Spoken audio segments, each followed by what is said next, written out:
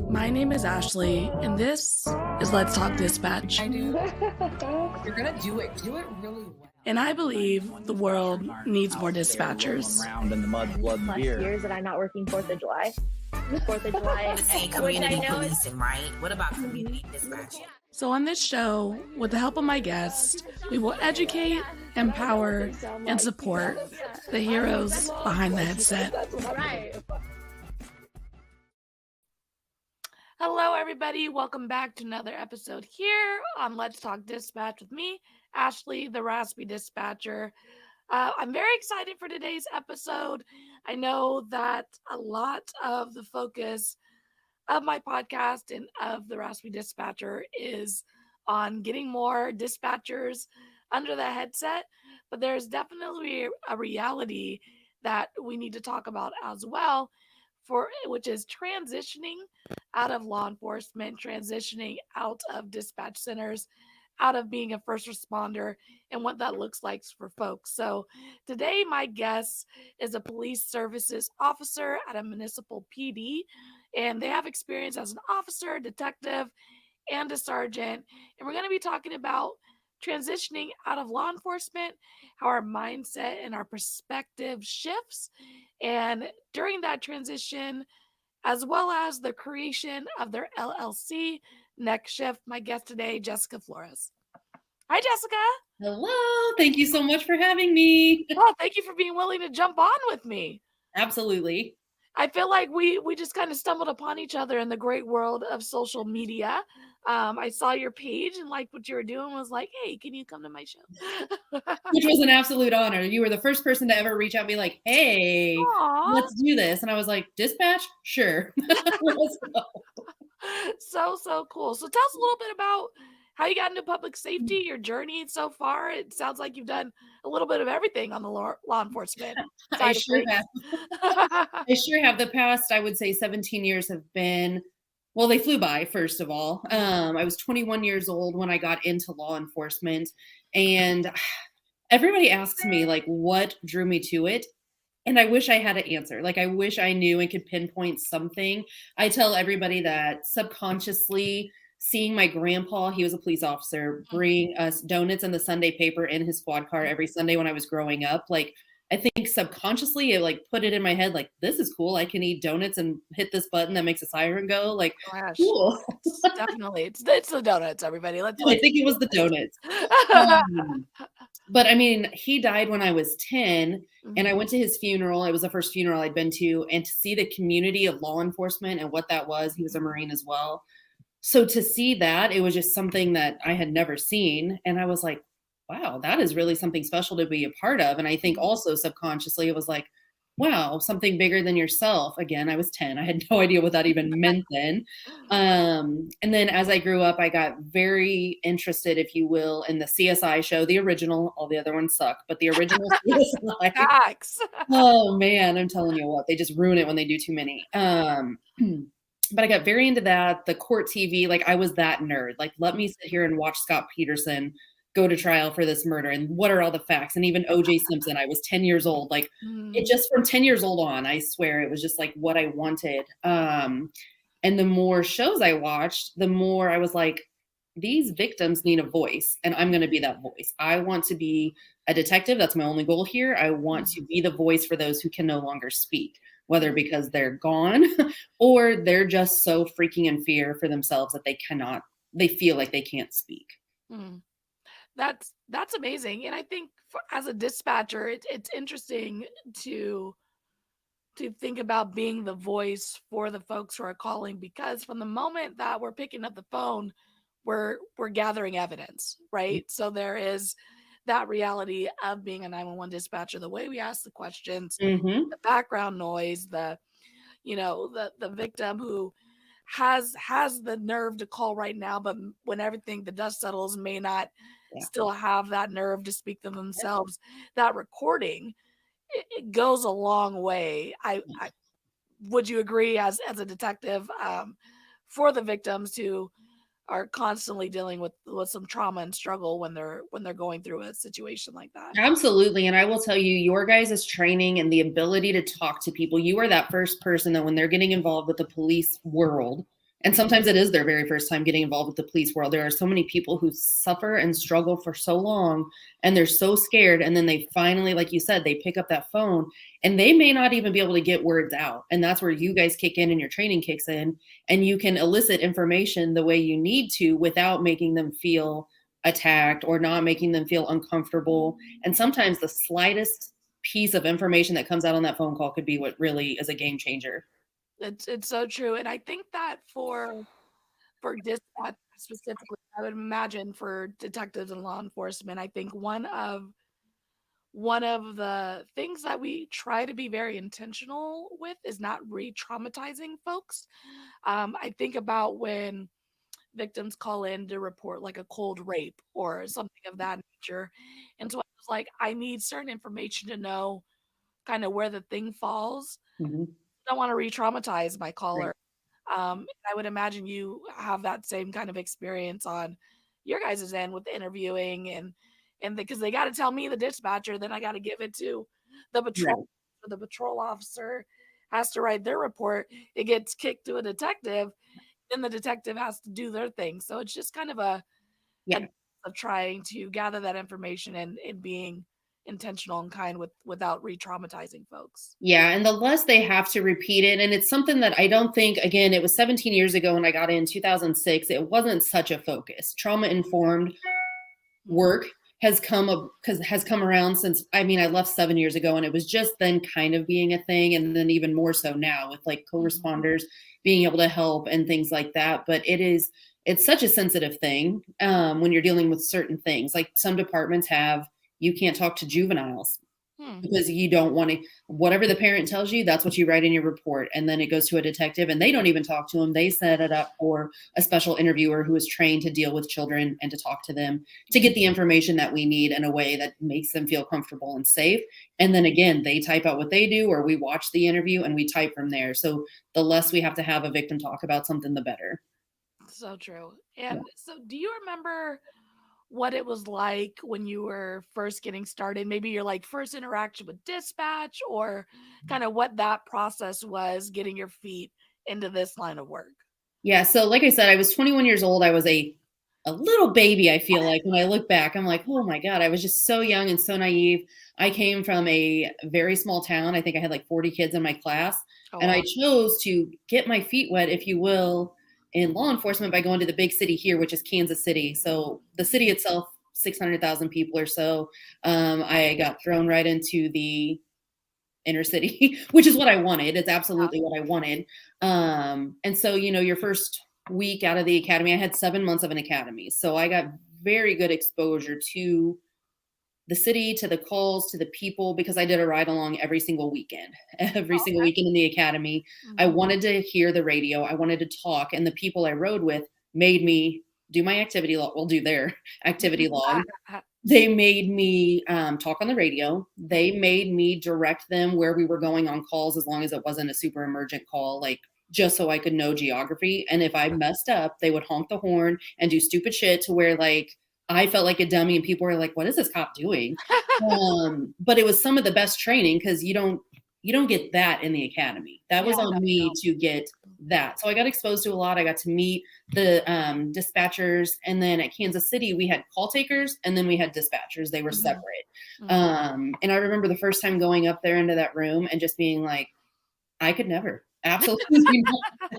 Like, I will gladly stay out here on the street and respond to calls, but these like 6 screens that they're staring at and they're trying to hear this shit and they're trying to like listen to what the officer said, or that officer didn't answer. And now they're putting out and assist the officer until they do. Like, no, zero chance. I was like, no, I'm overwhelmed just looking at this. So like kudos to dispatch and then the call takers, like they're, like you said, there are not enough of you. That's for sure. Awesome. And it's so true because when I think about like having to raise the officers, like, because for folks who don't really have an idea, like we're responsible for the officers when we're working our radio specifically, but in general, we're responsible for the officers. So if I go 1 Alpha 25, you copy, and then there's just silence. You're like, 51 Alpha 25, hello, you there? No answer. You're like, Oh, they're gonna make me beep. Okay, Yep. beep. 51 Alpha 25. All right, no answer. Mm. All units respond to the nearest mapping location that the unit was, and then that unit will come up and be like, "Oh, traffic for 1 Alpha 25." Yeah, I was actually Hey, pooping. Sorry. someone called. You have like people coming from all over the city, code 3 because he thinks something's wrong, and it's really like the button just got flipped off, and it's a hot mess. Yeah, and I had good enough dispatchers. I mean, they were great. They knew the tone of your voice because, like you said, they were responsible for us, if you will. They worked with us every night, so they knew a tone in your voice, and if it was off, let me start a second. Let me get somebody there, or just I'm gonna just hit the assist because this doesn't sound right. This is like fighting. You can hear their microphone like ruffling. Yeah. And I'm so thankful because when you're in a fight and it feels like a fight for your life, you don't have time to reach down and like, hi, I need help. No, seriously, I need some assistance. Thank you. Yeah, you don't really have that chance. So to have a I don't know, an angel watching over you, if you will, that just kind of knows, that was fantastic. And it took a lot of the stress away from the other stress that we had dealing with Yeah. what we were dealing with. It's always funny when I talk to, officers or dispatchers and whatnot, that age old beef that we kind of historically have, with each other, with mostly in good fun. But the reality is, like, I can go out there and do your part of the job, you can just walk in and do my part of the job, and there's just a general like understanding of like it's tough on both sides of this microphone. But I do think that having a good relationship with the folks that are out there in the field creates environments for everyone to be more successful. Absolutely. And I will tell you, like, at Kansas City, we did not go up and see dispatch a whole lot just because it was too big of a city. We were too busy. We were doing too many things. But I mean, we respected them, but I don't think we appreciated what exactly they do. And then when I left that department and went to a smaller agency, my dispatch was literally right in the office with me. Like we were in there all the time, and always keep your dispatchers happy. First of all, if you don't want shit calls, you don't want to hear that. I'm gonna put that on loop. keep your dispatchers happy. But you really kind of got to see a little bit more of the day to day that they go through and how they handle it. And you're like, holy crap! And then you get to realize they're hearing things, they're not getting to see it. And they're putting a lot of what ifs in their brain for what went wrong. And that's some, I'll say, trauma that you can't explain because we're getting to see it. And for me personally, seeing it and having that answer, if you will, is easier than playing the what if game in my head of whatever it was. Yeah. Now, being questioned by a dispatcher on why I didn't do something on a scene, not my favorite.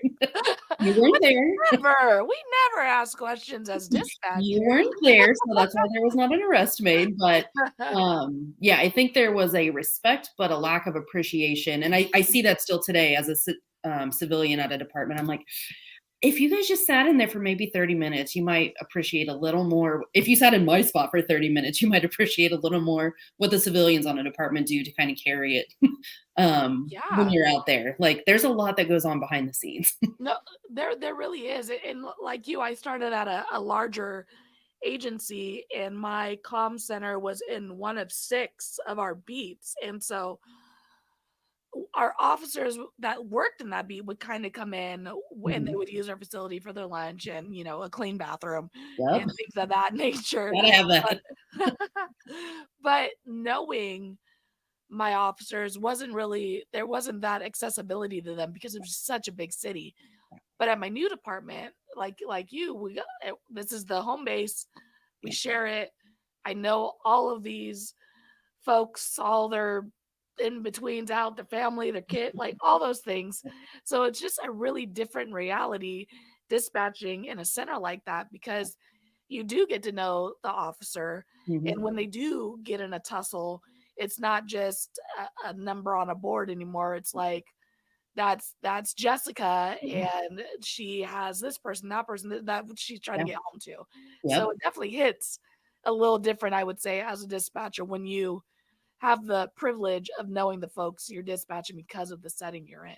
Oh, for sure. In the smaller agencies, I think you take it a little more personal when somebody attacks one of you. You're like, oh, absolutely not. Yeah, definitely.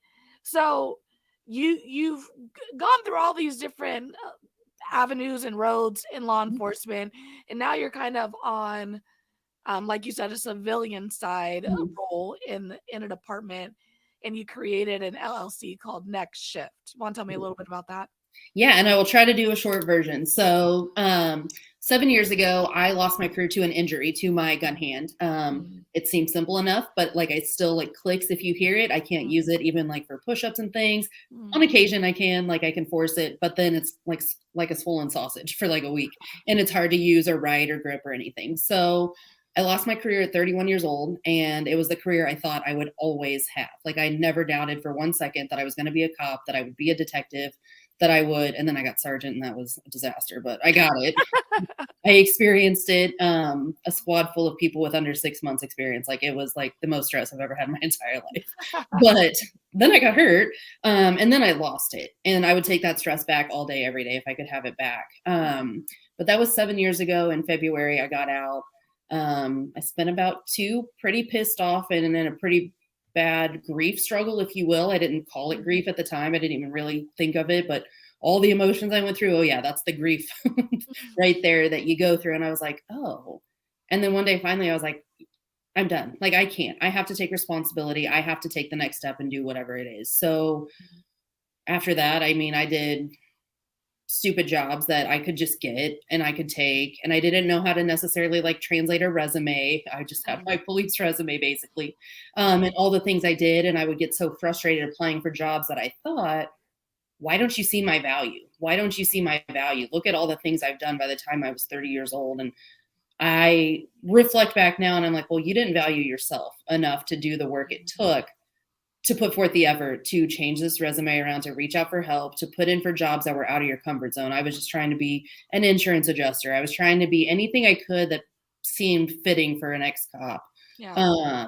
And then I took these random jobs, and looking back, every single one pulled something new out of me or showed me a new skill that I didn't know I needed. And it allowed me to grow into this person that I am today.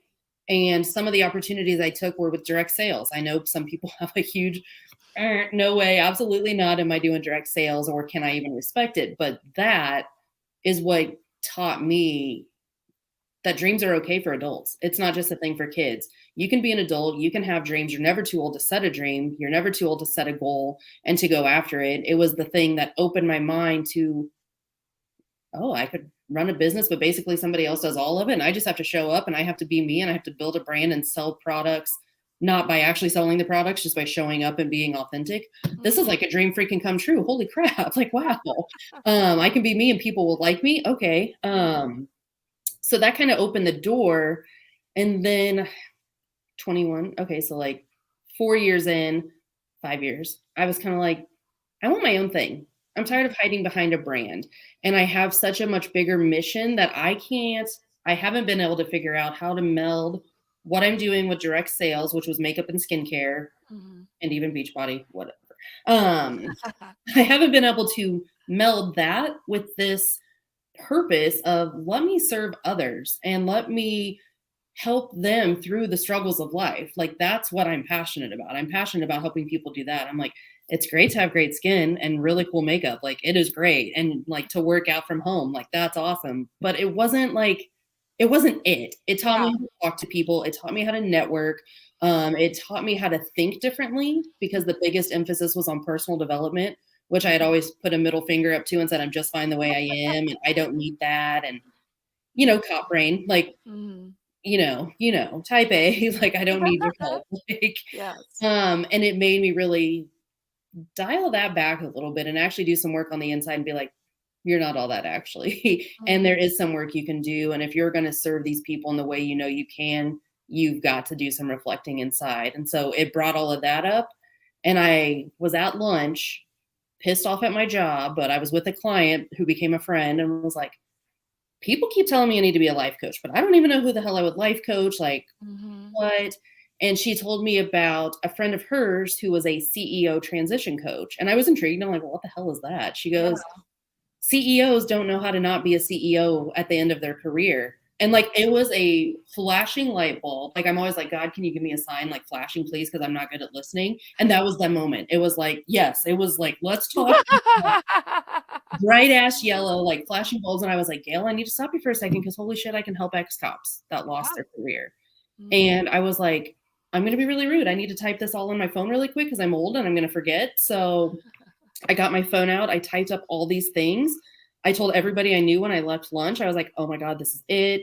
I went home. I wrote down pages of notes. I'm like, holy shit, how did I do that? But that's when you know you're onto something, right? Like when you can just like talk about it or write about it. And it's just like, it's there. You're like, oh my gosh. I came up with a name. I came up with a logo, if you will. I came up with like a market research form. Hey, every cop I knew that was in it and is now not in it, please tell me what, like, tell me some things about your transition. And missing community and feeling lack of purpose or identity were like the three top things that, from retired people who got to live a full career, to those who lost it medically, to those who just didn't, like, I think I'm done and left. That was the like three things: identity, purpose, and community, that every single person, that's what I miss. And I was like, okay, we can work with that. There's something we got to do here. Most of them didn't know what to do afterwards. Either they kept working and it was BS jobs. They're just like going through the motions like I did. Like, okay, we can do something. So I came up with next shift because we all go like our next shift. And it just made sense to me. I was like, okay. And I'm a big picture thinker. I'm not so great at the small things. So this is where I need like an integrator to dial me in a little bit sometimes, be like, hi, you said this, let's do this one thing. And then like, let's move on. But I said, I'm going to start with cops because that's what I know. It's what I went through. But my big picture is every first responder will have a part of next shift. It's going to be for fire. It's going to be EMS. It's going to be dispatchers. And it's going to be the significant others of all of those people because they're the ones often forgotten about. And when you are transitioning out of something you thought you'd always have and it was your identity, whew, those people on the other side next to us, like, bless my husband. They're getting hit with it, you know, big old flame, you know. Yeah, it is not easy, and a lot of people don't make it through it. They don't. So it's my mission to help families get through this. That is amazing, and I think, like you said, it's the community aspect of it, and that FOMO. Like even when I left my old agency after. And I'm still obviously dispatching, but I left my old agency and they had a big critical incident that happened. There was FOMO there, like, oh, I could have been there helping them do that thing and work that case. But now I'm here at this different agency. So I only imagine the amount of like missing out and then there's a wall that goes up because you're no longer there, right? So you're not privy to the same information that you were privy to. And that's a slap in the face almost. You're like, I'm sorry, just last week. Last week, you would have sent me a copy of the tapes. And like now I'm a civilian. And it's like, yeah. And those are hard pills to swallow. I would imagine for folks who are used to being called on when the things happen, you know? Yeah. We're used to being in control. And when that control is taken from you. So what the market research showed me was retired people like, okay, I'm sure you miss those things, but I'm not here to serve you. One, I don't know what that's like. And two, you got a whole career and you had a whole lot of resources given to you.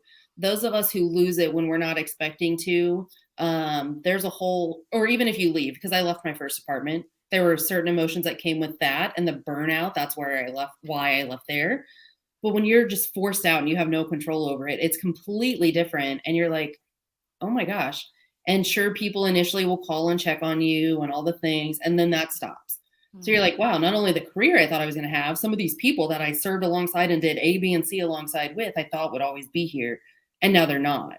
And that's something you can get over. But like, it's a slap in the face initially. You're like, wow, all right, well, I'm all alone. This is great. And when I got out, there were no resources. Like I couldn't find any resource to help. And even now when I was looking for ones to put together for next shift, I'm like, yeah, there's really nothing out here to like tell us how to navigate this transition, like at all. So that was that was pretty rough, and it's another part of the mission.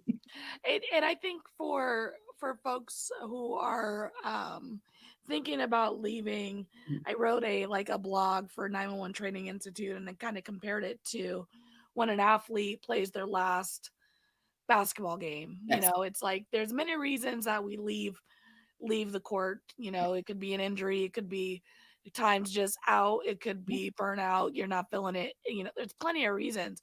Yep. But what do we do after? How do we go from this thing that's been our whole lives, that we spend X amount of hours a day practicing for, dreaming about, preparing for, and then it's just a hard stop. Yeah. And I think one of the big things that is challenging, as and you said you found challenging, was taking that language and putting it onto a resume, all the wild things that we do in our roles as law enforcement officers, as dispatchers, Yeah. you know, really being able to translate that language into a resume where folks outside of the community would see our value. And I think that is something a lot of people are struggling with. Yeah, and there are tons of resources out there I'm finding. And I will just say LinkedIn, if you're a first responder, get off the regular social media, like get yourself on LinkedIn, like go there for entertainment. That's fine. And follow me there, please. But LinkedIn, that's where you're going to get to know me, is those social medias. LinkedIn is where you're really going to make connections that can help you grow your network and grow your opportunities. I think I just started actually using it in like January, and it's just crazy. And the community that you left, it's there. These people will take the shirt off their back for you basically and do whatever they can to help you in whatever way. The resume resources, there's tons of them out there. Like they're literally focused on translating first responder resumes. And I'm like, genius, because none of us had to do that while we were in the job by any means. We just kept moving. So yeah. I can definitely vouch for the LinkedIn aspect of it, because the last year or so, for folks who've been following me know that I've started to branch out, make this podcast, meet with people.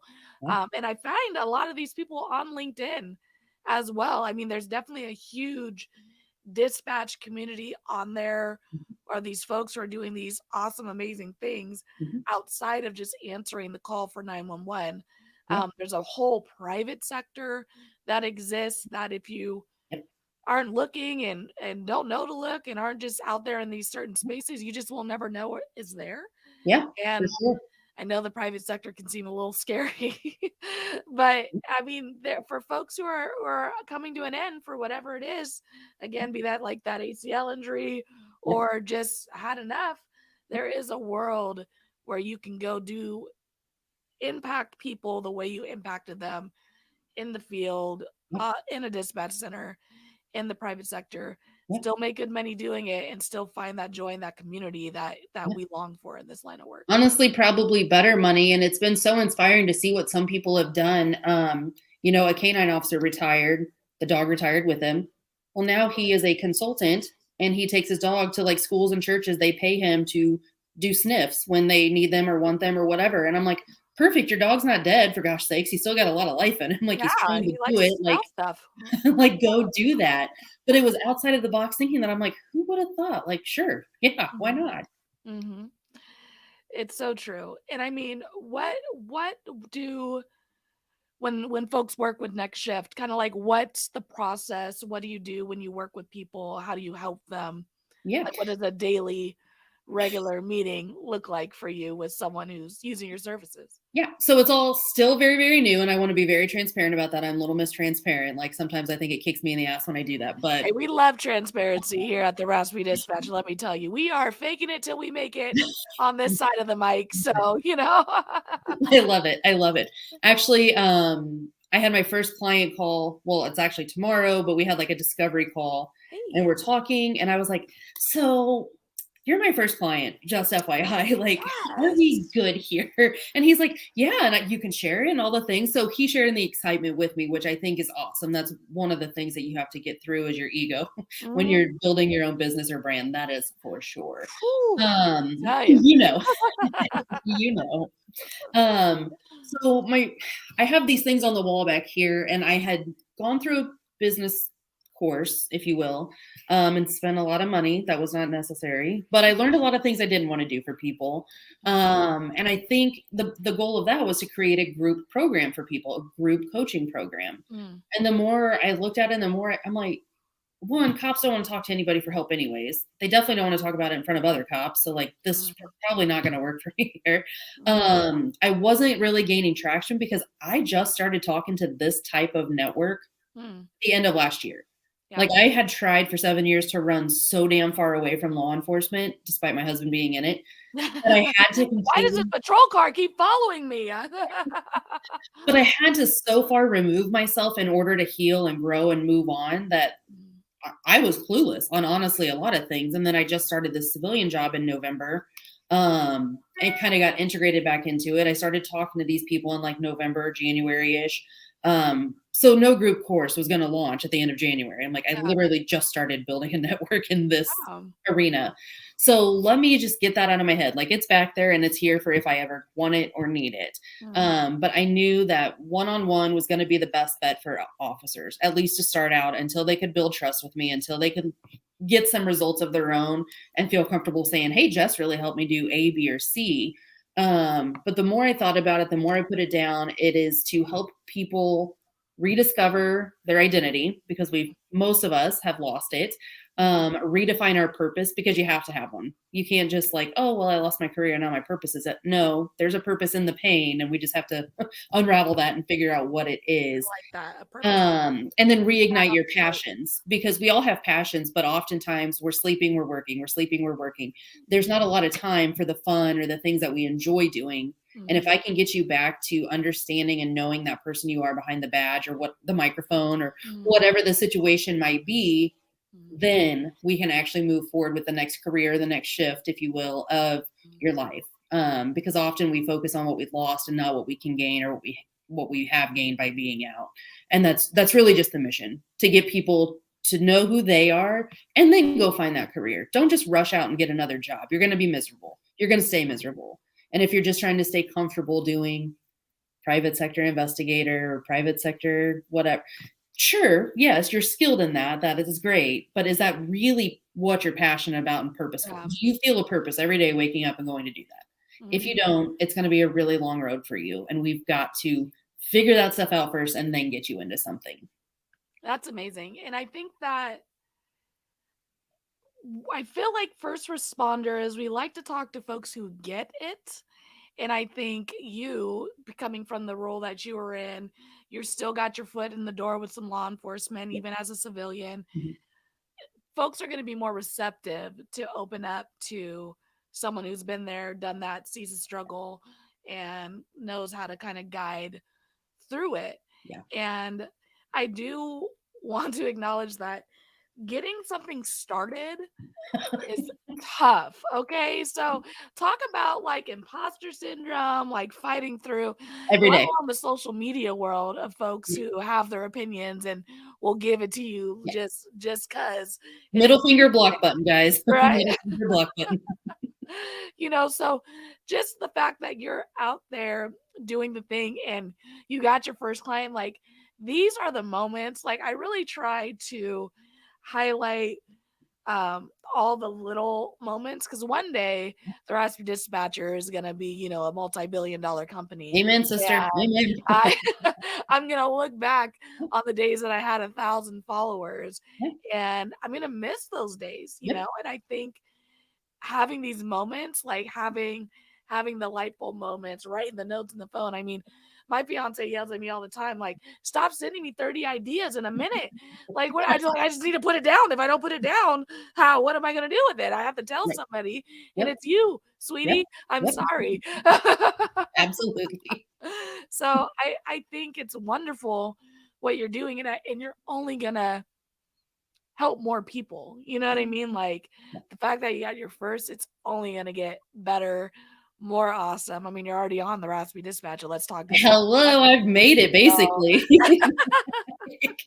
But I think what you said right there, though, is celebrating all the small wins. And I think so often in life, and not just first responders, I know that's who we're talking to, but definitely in life, we wait till the big thing happens and then we'll celebrate. We don't celebrate those little wins. It's just not normal for us. And I think in the first responder world, we're just doing our job. And so all those little things that we do every single day that the normal public could not do, even if they wanted to do, need to be celebrated, and we need to be celebrated. Our departments most often don't celebrate us like we could.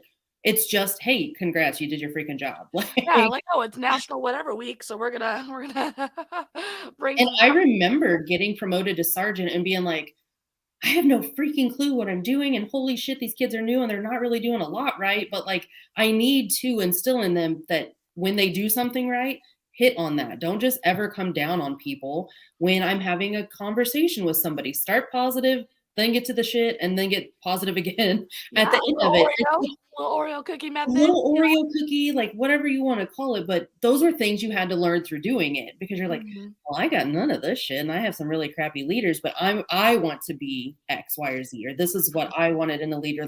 And you're gonna fumble, you're gonna gonna not figure it out. Yeah. But writing people up for doing their job was the weirdest thing to me. But I was like, it needs to be done by somebody, just so they have a little and they keep going. Yeah, and I always felt like I always think for supervisors that if we're intentional with building the relationship prior to the write-up is going to hit more, it's going to land softer. Yeah. And that person who's receiving it is actually going to hear it.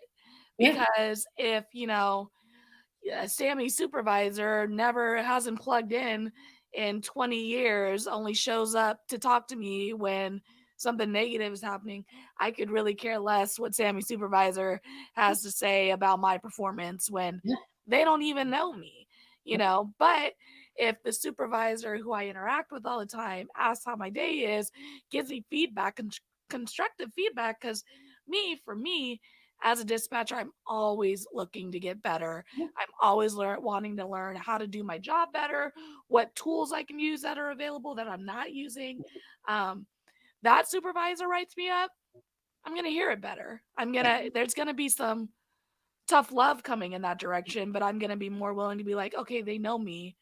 They understand that I do 90% of the time do a good job. I'm human, and this is something I need to fix. Yep. But yeah, like you just said, understanding we're human, we're gonna make mistakes. But dang it, you said something right before that. I can't remember what you said now. I just ramble, quite honestly. No, you said something that I was like, damn, that is so right. But yeah, I need a notepad so I can just be like, tick. But yeah, I really think it goes a long way. And then honestly, when we think about moving on, if we build that relationship with our supervisors, we can have those honest conversations with them when we're nearing that exit, and instead of secretly applying to every job on LinkedIn on the work computer when they're not in the room, we can have those honest conversations, and we can support our people while they're here and on their exit, because it's our job to want the best for them and whatever that ends up being. We have to understand that. And if it's not here or they did their time here, guess what? Good luck over here. I want you to succeed in whatever you want to do. But also don't apply for every job on LinkedIn or Indeed, guys. I will tell you, it will wear you the hell out. That is a piece of advice. If you're looking to transition, kind of narrow your focus somewhat. Because when you're trying to do redo your resume for every freaking job, and you're trying to write a cover letter for every different type of freaking job you could even imagine, you're just going to exhaust yourself, and you're going to be like, holy crap. Or you're going to send the wrong one to the wrong company, or something crazy. Narrow it a little bit and go from there. But again, let's get you figured out. What do you want to do? Yeah. And I think it's so true. What is the thing? I tell people all the time, and me and Casey, we're doing Casey Reeves, we're doing a virtual conference for Thin Gold Line support next week, 2 weeks. And she transitioned out, and she's in the private sector. And I'm talking about, promoting your best self when you're in your current position at your PSAP. And one of the main points of my part of the talk is we are people outside of the roles that we have. We work at a business that happens to be in law enforcement. And what is the thing that makes your heart sing, and how can you make your day at your dispatch center filled with that as often as possible? Yeah. And I think that's kind of the idea you're preaching to when you're talking about transitioning is what makes your heart sing? Let's go apply for those jobs. Yeah, for sure. I mean, even honestly, I'm about to buy some glitter pins because they make my heart happy. Just for the front desk, because I'm like, it's not professional, it's not law enforcement, but you know what? F that. I've been out for 7 years. This is who I am. I love glitter, god darn it. And if I can be happy taking your stupid ass report while I'm at this desk with a glitter pin, then I'm gonna be happier about it. Yeah, what are you gonna do? Send SWAT? Bring them on. Like Do what makes you happy. Lean into who you are. Stop being afraid to hide it. And it is, I had a revelation probably like a month or so ago on a live. I actually started getting teary and I was like, what's wrong with you? Ew. And you can cry when you're not a cop. It's crazy. Yeah, It's like, and oh, I know wow. it's wild, right? Just on one Like, line. what's happening to me? But I was talking and I've heard so many officers tell me things that they wish they could say, but they can't because they're on a department. So, and I feel this way myself being back at a PD. Like I have seen myself get very much more lid on, like buttoned, and it's annoying. It's like, that's not who I am. Like, ew. So like next shift really needs to take off. So you hear that, people? if you know somebody, hit a girl up. But I was on this live and I'm like, I got in to give a voice to victims who couldn't speak. And now I have that opportunity to give that voice to officers or first responders in general. Hey, what issues are you seeing? What issues are making you burned out? Hey, what issues are causing this extra stress on your department? Let me be the person because I just don't care anymore. I will vocalize it for you. And I can guarantee that you're not alone. So by me vocalizing it and you hearing it, people are going to hear it. They're going to come and they're going to be like, holy shit, you too? Or wow, that happens at your department too. It just creates, again, that bigger community and that bigger than self, if you will, vibe. And I'm here for that. Yeah. And I do want to encourage people. I like being super transparent and I like being super honest about this line of work. It does have its struggles. It's not all sunshine and rainbows. It does have hard days. It does have hard realities that you do have to deal with. But at the end of the day, you are working for a business. A department is a business. And you have to realize that the department's going to protect the business. So you have to do things and put yourself in positions that protect yourself and practice your self-care and really make sure that you're not kind of following into the idea that, you know, you're living and breathing for this department. Because at the end of the day, the department is a business and the people are the ones who are making that up. And at the end of the day, you are a part of that business infrastructure, and we have to really take care of ourselves because sometimes, and some people are in great departments and some aren't. You know, some departments have a long way to go, which is why we're having conversations like this, which is why we have things like Next Shift who are helping people transition out because our departments aren't focused on that, which good, bad, right, wrong, many reasons. You know, the reality is they are a business, we are people, and we have to protect ourselves in these matters. And they'll replace you tomorrow if you're gone. For whatever reason, if you're gone, they will replace you tomorrow. Or I mean, our processes are forever long. They'll post your spot tomorrow. Yeah. Like it's you're not living for them, and it's so easy to lose your identity in a career like this because, like you said, you're in it, you're living it, you're breathing it. You have to intentionally take time for yourself. You have sick time. You have mental health time. You have time. For dear God's sakes, use it. Use it. Yeah, vacation time. Please. Take a day off. Like it's heavy. It is heavy, the shit that we deal with. And it is not for the faint of heart. And I tell people all the time, because, you know, in I'm sure in patrol too, but in the dispatch world, you know, if someone calls out, people get forced in, their weekends get ruined. And right. I will never be upset at my coworker who is calling off because they are sick. They're legit having a thing, you know, and if you're constantly having a thing, I'm going to be more wondering, does my coworker need more help? Right. Do they need more assistance? Right. Like, take the time. I will come in. That is part of the lovely cards we are dealt in this line of work. But yes, use your time off. Use it when you need it. It is yours to use. And if there is a department you are in who's telling you not to use it, red flag. red flag all the way. And I'll even give a shout out to my girl 50 Mental Health. She's sent me a shirt. She's another one that I interviewed on a Next Shift interview, which is something I just started as well, interviewing transitioned officers because yeah, I've got a story, but so many people have a story and they need to be heard. So I've started, people call it a podcast. It's not a podcast, not yet at least. It's literally Instagram live videos or like a Zoom that I post. And I'm like, here's their story. What part of their story do you hear or see in you that can help you with this thought of a transition or this transition that was harder? But she created this company and it's to help, she's working with departments and mostly chiefs to get mandatory wellness checks implemented into the departments because it's so freaking important. And it is the one thing we all want to brush under the rug. Nobody wants to admit that, yeah, that was really effed up what I saw the other day. Like that was hard. Or like, again, we saw, I've been saying this in interviews lately, we saw a football player collapse on the TV and America just lost their minds. Like, holy shit, oh my God, this is so horrific. And I'm just not going to be able to go to work tomorrow. Yeah. Well, guess what? And it's not a one-up game. It's not a one-up game. But I did that Olympics, multiple times a night. Like, and I can decompress 100%. You're taught very early on to desensitize. I guess you get desensitized to the things that we see, and it's not right. But it's how we can survive out there. It's how we make it work. But by implementing wellness checks or by implementing, hey, you doing okay? And sure, people are going to be like, yeah, I'm fine, leave me alone, like whatever. And they're going to keep suppressing and they're going to keep moving on. But eventually that's going to catch up to them. And it might not be something good. And I think the implementation, the consistency of it, right? So like, it's like, oh, they're making us do this thing. Yeah, I'm fine, Jessica. Why you keep asking me next month? Oh, Jessica, I'm fine. And then it's like, well, Jessica keeps asking me and I'm 6 months in and I finally am going to open up to Jessica. And I think that's the reality of implementing these big changes, especially when it comes to mental health. It needs to be consistent, it needs to be intentional, it needs to be genuine. I was going to say intentional and genuine. It can't just be, hey, are you okay? Like once a month or once a quarter. You need to work on actually showing you care about this person. Some kind of authenticity behind what you're asking.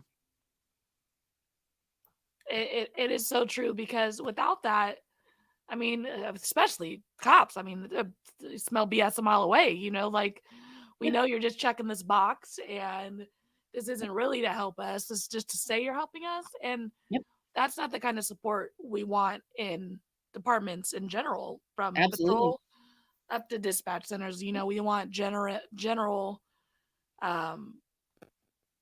we want intentional supports, not pizza parties, right? That's like the ongoing joke, because like, I think you said it right, checking a box. I don't want to feel like I'm a box being checked. I do not want to feel like that. Yeah, neither do I.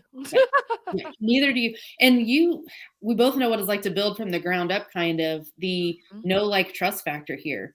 We're both having to build that factor with our networks and our audiences if we're ever going to get anywhere. And cops and darn first responders are some of the hardest ones to crack. Like, I need you to know me, so I'm going to show up as me. If you meet me in person, you're going to see the same person you see online. Yeah. There's no difference here. I want you to like me, but I'm okay if you don't like me. I'm not for everybody, and I'm totally fine with that now. And then you're going to trust me. By knowing me and by liking me, you're going to eventually trust me. And I can't tell you when you're going to trust me. I can't do anything about that. I have to accept that I'm putting out there into the world what I want, what I think is going to be valuable and help people. And those meant for it are going to come to me, and those who aren't, release that outcome. Exactly. And I think if you're coming from a place where it's genuine and the intentions are good, that it's going to find the people it needs to find. And the folks who are, I look at like my follow and unfollows. I have like 100 follows a month, but I also have like 30, 40 people who unfollow me. Like there's, I mean, like it's all good. Like it was here for you when you needed it and you don't need it anymore. And that's cool. I'm just trying to connect with folks, really push this narrative about dispatch, about first responders in general, that we're here, that we have things going on that we need supports with, and that people who are interested in this line of work can find information about it. Because I think that was kind of the biggest push for me for Raspy Dispatchers. Like there's tons of things out there about becoming a cop, right? Because that's really what I wanted to do. Was I wanted to go patrol, and I was going to take the pellet B, I was going to shape, I was going to do, I had to do this many pushes, I had to drag the dummy. I knew all that because it was all out there for me.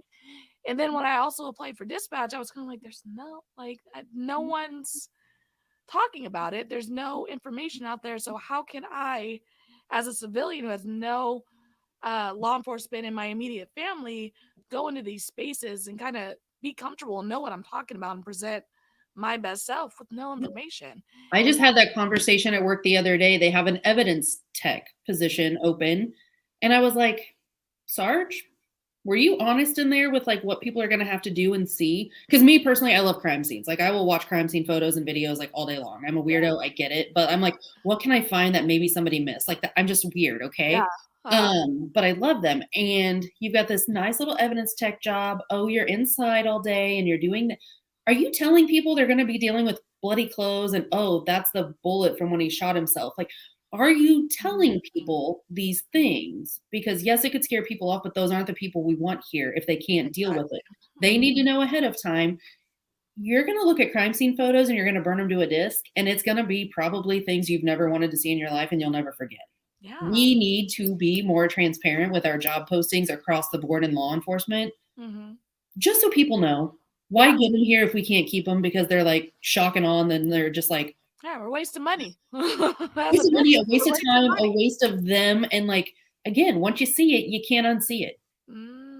And it's something you have to care about, and it's something you have to think about. So true. Well, what advice would you give someone who is considering a career in law enforcement, in dispatch, first responders in general? What is some advice you would give them? When Number one, don't listen to anybody who tells you you can't or shouldn't. Number two, do yes, ma'am. Number two, do ride-alongs, as many as freaking possible with every different type of law enforcement there is. I want you to go ride with the sheriff because you need to see what that's like.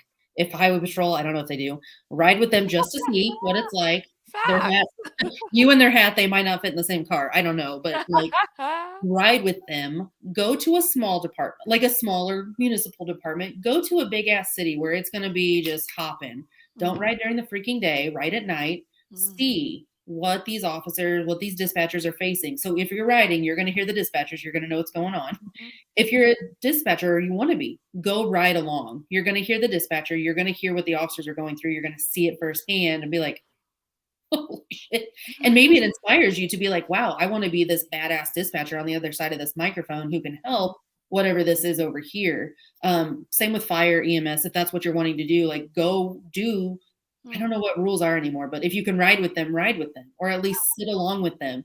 If there's a citizen academy, do it. I was 18 years old and did a citizen academy. I was like 30, 40 years younger than every single person in the class. I was here for it. And I was like, I get to do another ride along. Cool. Like I did 6 by the time I was ever hired because I just freaking loved the idea of what was going on out there.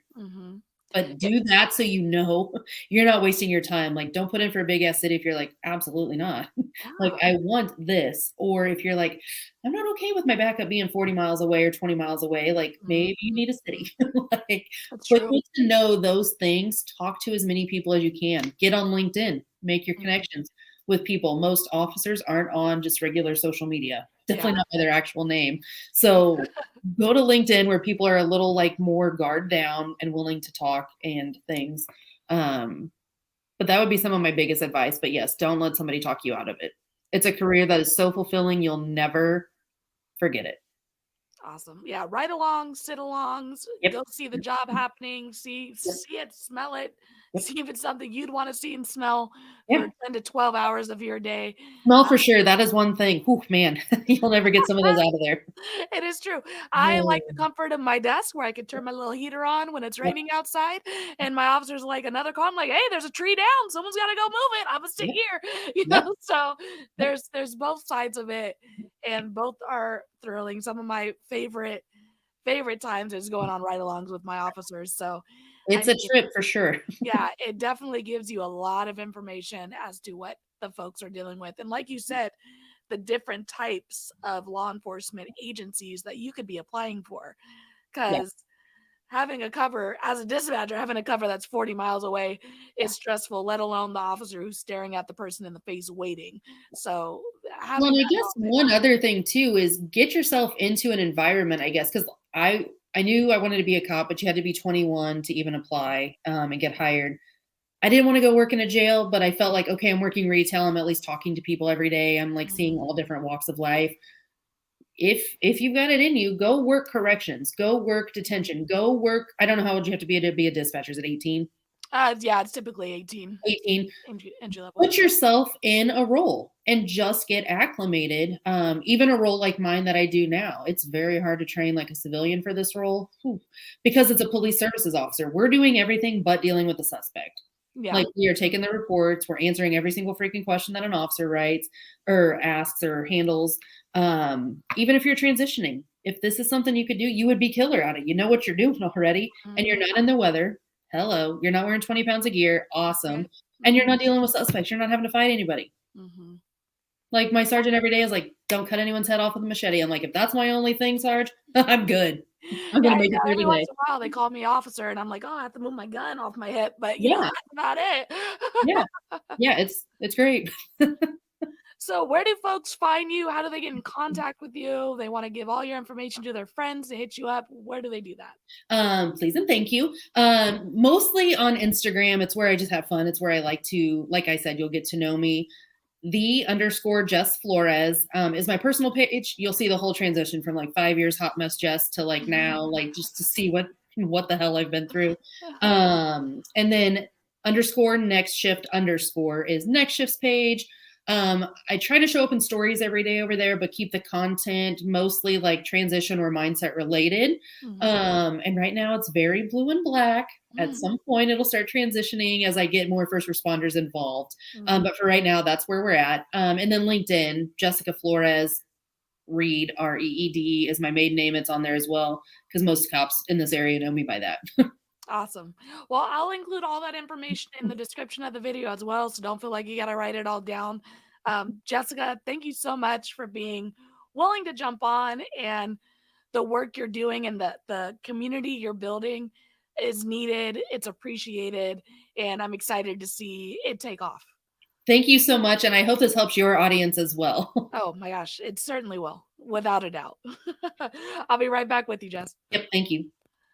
All right, everybody, that was another episode here on Let's Talk Dispatch with my guest, Jessica, Next Shift. Again, I will include all the contact information for her and her company in the description of this video so you can connect with them and learn more about the services they're offering.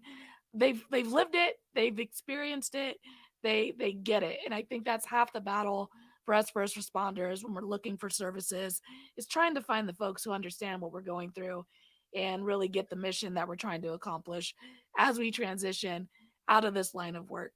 So like, subscribe, tell a friend, leave a review. If you want to be a guest, of course, head to theraspydispatcher.com. Super easy to sign up. Pick a date and time that works for you, and I'd be happy to chat.